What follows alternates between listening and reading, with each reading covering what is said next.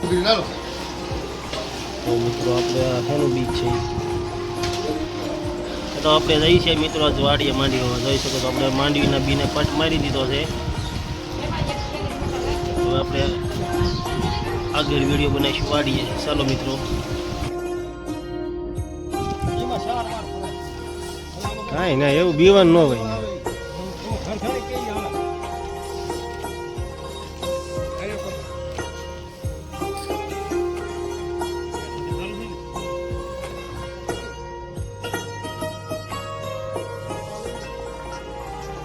મિત્રો આપણે તો માંડી વાગી રહ્યા છીએ.